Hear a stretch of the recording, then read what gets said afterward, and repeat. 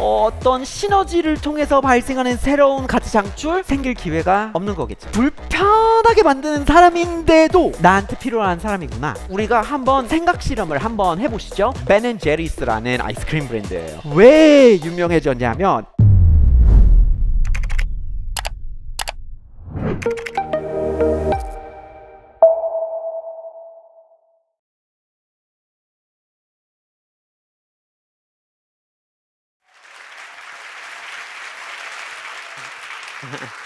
안녕하세요. 혹시 등잔 밑이 다채롭다라는 말을 들어보셨나요? 제가 만들어 놓은 새로운 속담이에요. 네. 우리가 살고 있는 세상은 사실 점점 서로 다른 사람들이 더 많아지고 있는 것 같아요. 대한민국도 그렇고 다른 나라도 마찬가지인데 그런 거에 대해서 얘기를 할 때 나올 수밖에 없는 단어 한 가지가 바로 다양성인데요. 그런데 다양성에 대한 이야기를 하려고 하는데 이 단어가 한번 나오면 약간 주제가 약간 뜨거운 감자가 나올 법한 약간 썩 그렇게 반갑지 않은 주제로 생각하는 경우가 종종 있는 것 같아요. 그런데 그건 아무래도 이유가 있을 거예요. 고민할 겨를이 없는 거예요. 왜냐하면 그 단어 듣는 순간 바로 우리가 사람인지라 우리가 경험한 다양성부터 생각이 나버리는 거예요. 그래서 제가 여러분들께 한번 추천드리고 싶은 거는 바로 다른 분야의 다양성을 바라보자 이거예요. 우리가 사람과 굉장히 멀리 있는 주제를 한번 살펴보면 다양성의 원리가 어쩌다가 좋게 작용이 되는지를 볼 수가 있습니다. 그러면 먼저 자연 생태계를 보시면 돼요. 자연 생태계에 수많은 사례가 있어요. 그런데 오늘 여러분들하고 같이 하고 싶은 이야기는 도도새의 이야기입니다. 여기가 바로 도도새예요. 근데 이 도도새는 살아있나요? 어떻게 됐어요? 멸종했죠. 도도새가 왜 멸종했는지를 이해하려면 먼저 어쩌다가 도도새가 생겼을까를 알아야 되는 거예요. 도도새는 날 수 있나요? 날 수 없었던 거죠. 근데 날 수 없는 새인데 머리셔스라는 섬에서 살았던 거예요. 그러면 어쩌다가 날 수 없는 새가 섬에서 무인도에서 살게 됐을까요? 조상이 날아갔었어요. 네.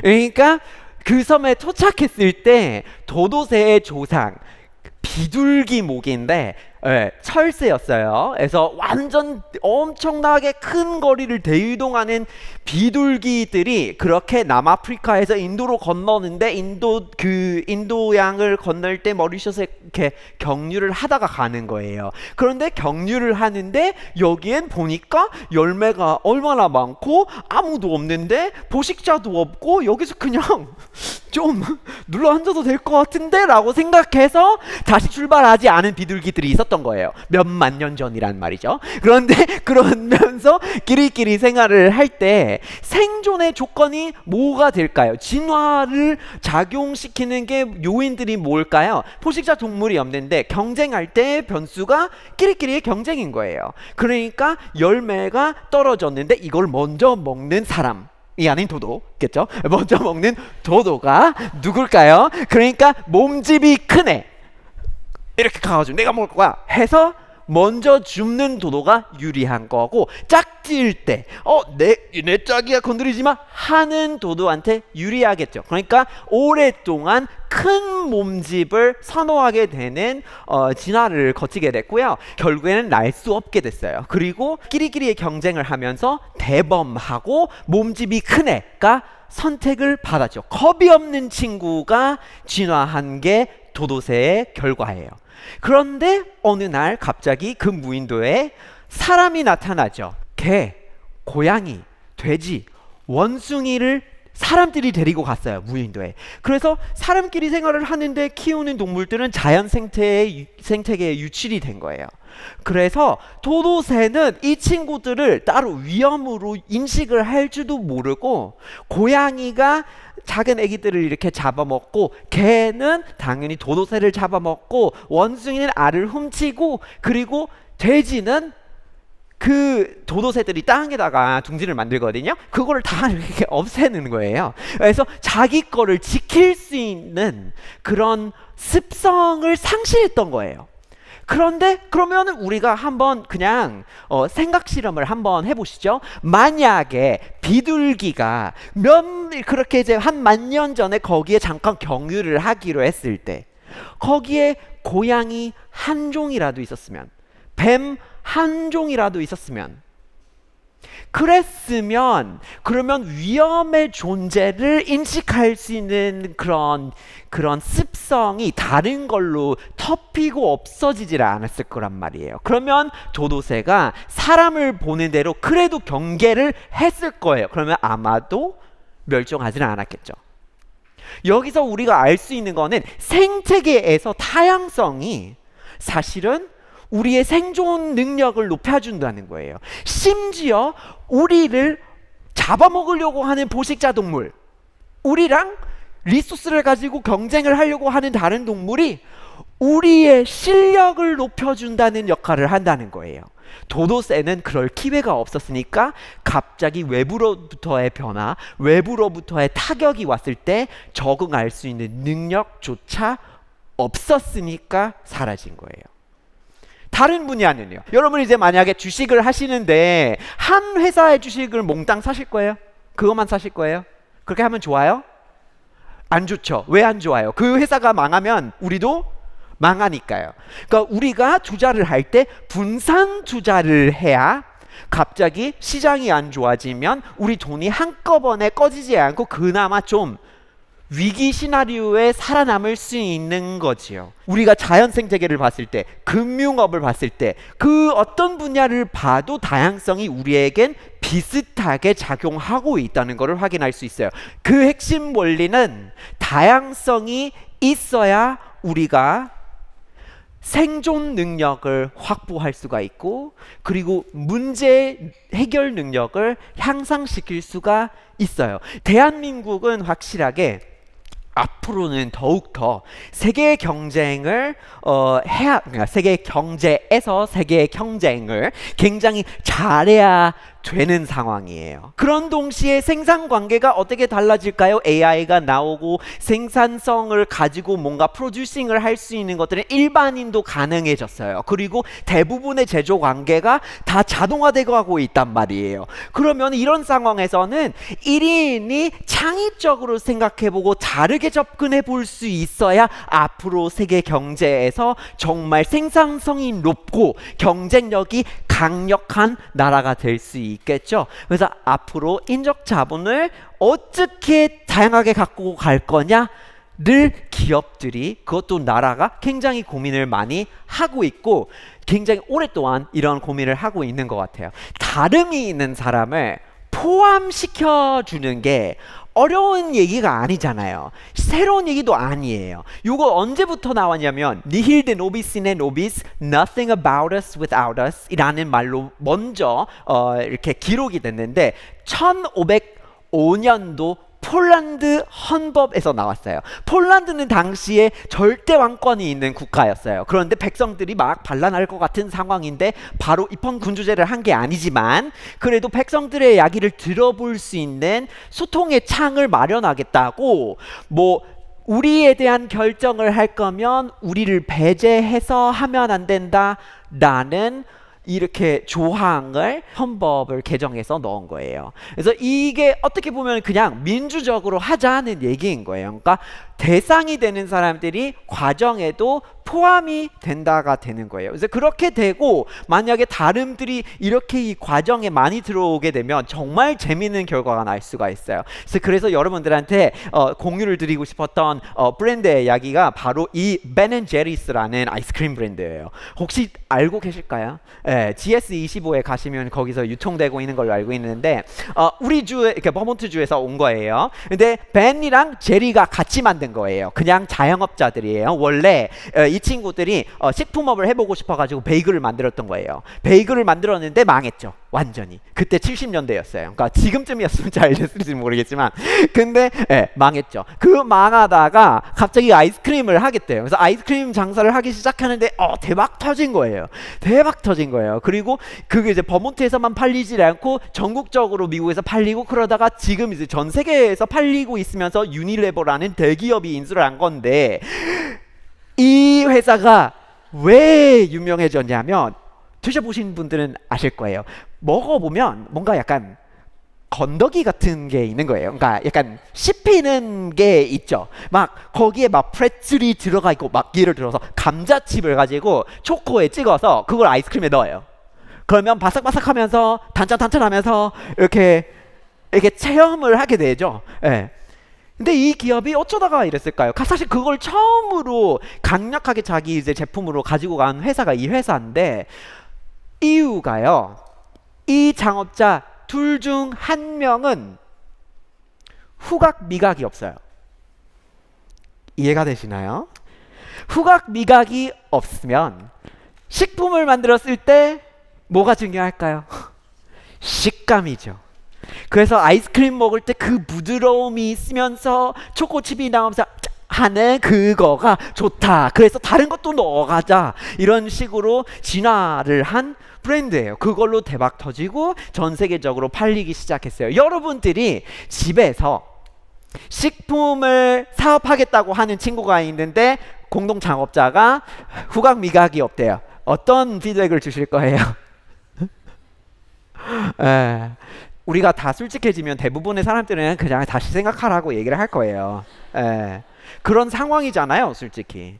그런데 이렇게 모든 사람들이 먹어야 되는 거고, 후각 미각이 없어진 사람들은 최근에 훨씬 더 많아졌고, 이 사람들도 아이스크림을 즐길 수 있는 건데, 이 사람들을 위한 것도 같이 만들 거면 포함시켜야 되겠죠? 포함시켰을 때 엉뚱난 게 아니라 오히려 훨씬 더 맛있고 좋은 거가 생길 수도 있는 거예요. 그런데 만약에 우리가 그 가능성조차 배제를 해서 좀 안 맞을 수도 있어요. 너무 다른 거 같아요. 이렇게 하면 갑자기 서로 다른 것들이 많았을 때 생기는 어떤 시너지를 통해서 발생하는 새로운 가치 창출 생길 기회가 없는 거겠죠. 우리가 앞으로 남을 봤을 때 내가 정말 불편하게 만드는 사람인데도 나한테 필요한 사람이구나 라고 생각할 수 있어야지 되는 거예요.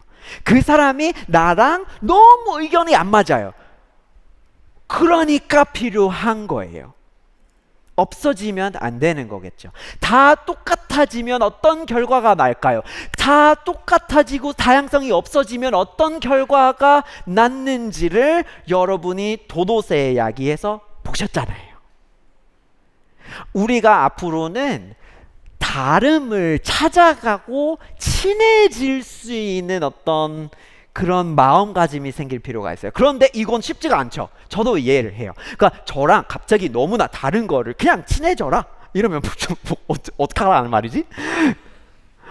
근데 보통 저는 외국인이어가지고 서울살이를 하면서 이렇게 외국인들이랑 조금 약간 더 교류를 하면 좋겠다 뭐 이런 얘기를 하면은 다른 사람들이 그러면 다른 나라를 가야 되나 이러는데 꼭 그렇진 않고 되게 서울에 굉장히 많잖아요. 서울에 있으면 그냥 뭐 대림동 가세요 이렇게 얘기를 하거든요. 근데 어떤 사람들은 오케이 하고 가세요. 그러면 정말 다른 나라에 가는 것만큼 좋은 경험을 하고 오시는 분들도 많이 계시지만 어떤 분들은 그것조차 못 하겠는 거죠. 조금은 잘 모르겠어요. 못 가겠어요. 근데 이미 이 상태면 다름을 어떻게 상대하죠? 다름을 상대할 수 있는 능력을 상실한 건가요? 그렇지는 않아요. 우리가 오히려 스스로 안에 숨겨져 있는 다양성들이 많은데 그거를 다시 꺼내오면 갑자기 시야가 확장이 됩니다. 그러면 내 안에 이미 다름이 존재하고 있었구나 라는 거를 느낄 수 있으면 실제 세상이 나와 너무나 다른 사람을 상대했을 때 썩 그렇게 두렵지도 않은 거예요. 미국에서는 이런 거를 정말 많이 하고 있어요. 여러분이 아시겠지만 미국이 너무나 다양한 나라예요. 그리고 그 다양성이 오히려 굉장히 문제가 되는 경우도 생기기는 해왔죠. 그러면 이거를 어떻게 풀어나가야 될까에 대한 고민이 늘 있는 건데 특히 인종관계에 대해서 그래요. 그렇죠? 근데 우리가 교과서를 봤을 때 시대상을 교과서를 통해서 보기 때문에 시대가 달라지면서 그 내용들이 또 달라지겠죠.